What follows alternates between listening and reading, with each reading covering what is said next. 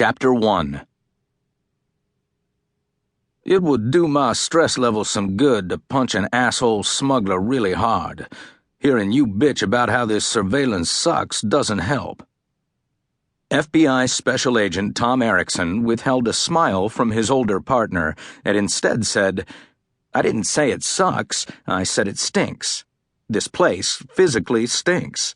Just a comment, not a complaint."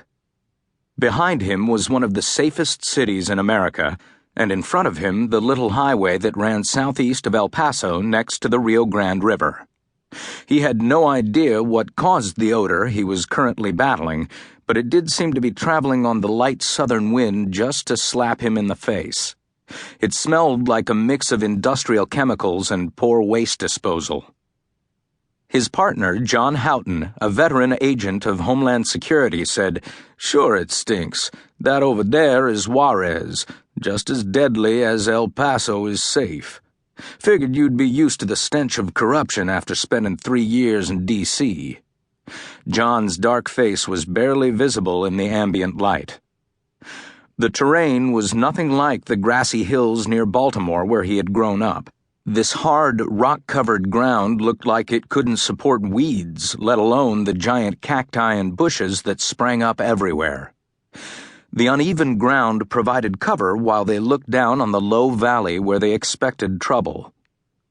Eriksen was happy to smell something other than the alcohol on John's breath as he looked over the scrub brush and scanned the road and trails in this isolated industrial area. Technically, it wasn't part of El Paso, but there was nothing else around to call it. He couldn't even see the reflected light from the city.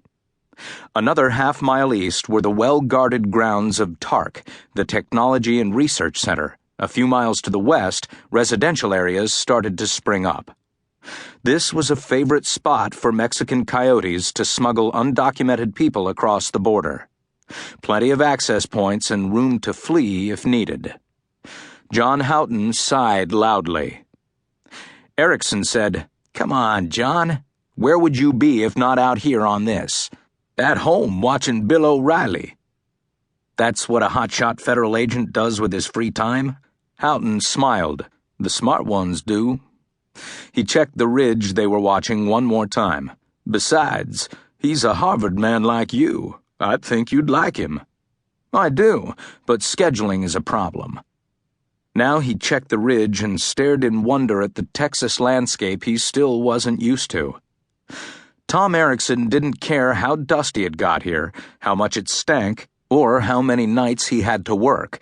He'd still take it over Washington, D.C. any time, at least under the circumstances he'd faced before his transfer. John said, "Why you bitching anyway? I thought you were a real cop, not the typical FBI college boy. You can do more than read spreadsheets, can't you?" "College boy? You went to college too?" "Yeah, if you can call ASU a college. Not a super special Ivy League school like you went to. Besides, I'm a black man working for the Immigration and Customs Enforcement. That gives me the right to bitch. Not enough brothers to have any power and too many to claim discrimination. No one pays any attention to me. That's why I drink so much." "You do okay. Last I checked, you were at the top of the pay grade. GS-13 topped out. You gotta be pulling in about 130 grand. Somehow I think you'll survive." "You'll get there. The feds rely on longevity to make money. Just takes time. Besides, having a degree from Harvard makes people take notice." "Not too much notice. I'm still sitting here on the border with you." His partner smiled, filling out the laugh lines on his 53-year-old face. "Look at me. I was a customs agent for 15 years till that day they merged us into the goddamned Homeland Security and I became an Immigration and Customs Enforcement agent. Now I'm technically an agent for Homeland Security investigations and looking for illegals on a stupid task force in a shitty town with a whining partner." He held up his hand and said, I know, the term illegal is no longer politically correct, but that's what we've used for years, and it'll take an old-timer like me some time to correct it. That doesn't change the fact that my talents have been wasted."